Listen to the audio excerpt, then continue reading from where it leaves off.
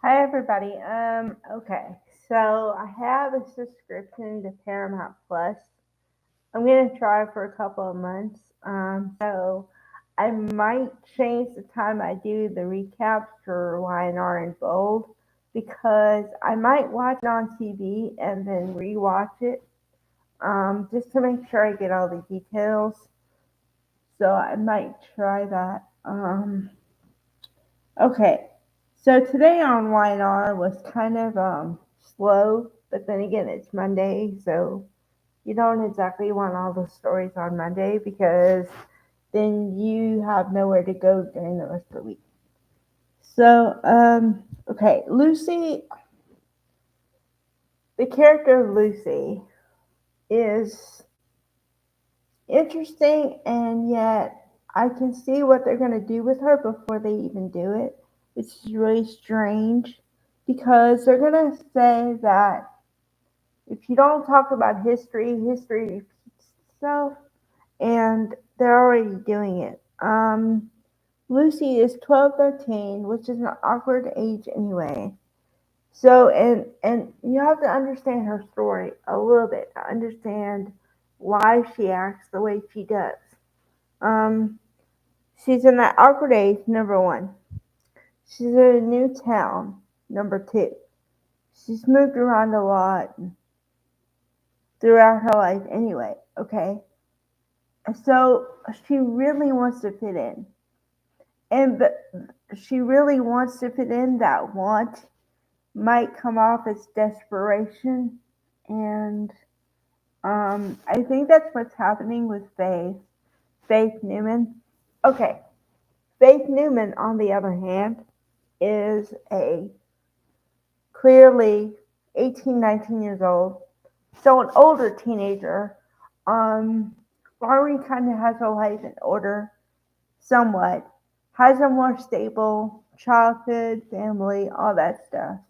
And she doesn't feel the need to impress anybody anymore that much. And also, she has maturity that Lucy doesn't have. Now, I'm going to be on Lucy's side for a second and then Faith. I've been in the place where you're young but you feel like you're older, so you want to get in with kids, but you don't know how to relate to them because you've experienced a lot of stuff that most people your age haven't. So you can't relate in the usual ways. So you find yourself gravitating toward older kids, but the older kids don't want you because they see you as a younger kid, like a younger sister or something. So yeah, I can relate. Okay, but the way they made also I have to put into my bucket of possibilities the fact that somebody had to write these words and somebody had to direct all this stuff, meaning somebody put the words in her mouth and also directed her how to act. Okay, so let me be clear that Faith didn't really want to go with Lucy to the concert. But she felt like she had to be nice or something, which I understand to a point, but I kind of don't want someone to be nice to me because if you feel like you have to be nice, I don't want it that way because it feels more like pity. And then you internalize it and say, well, if you didn't want to go with me, why did you go? You know? Um, So then, okay, for Friday, Faith was acting like she didn't want to go to the concert. Now, today supposedly is the day of the concert, and she's talking to her mom, although Sharon's spaced out again. I don't know why. I'm not going to get into that today. Um, but she did. And so, but Sharon said, you know, you should go. So, okay, Faith goes to the concert. But then, as soon as she can, she says, oh, I have to go to the bathroom. Are you okay being alone? So she's trying to ditch her already. Although I know that what I'm saying to you is that I know that people have to go to the bathroom. But I also know that going to the bathroom, doing something, doing something else, there's like a list of excuses that people use to duck out of stuff because they don't want to hurt the other person, but they really don't want to be there. So there's that. Okay. So then Faith is trying to be, or not Faith, Lucy is trying to be cool, and she says something awkward, and she chastises herself for it, and we see her pull out a little bottle of something. Now it's a liquid and it's clear, so we don't know what it is. I can infer that it may be water or maybe some kind of alcohol, right? What I'm saying to you is that I don't think that saying that they want to repeat history is really a leap because Daniel didn't drink, but you know, drank enough. Well, actually, he did drink. He drank enough so that someone else who wasn't supposed to drive had to drive him and got into an accident and all arrested. Right? Okay. So now the shoe's on the other foot.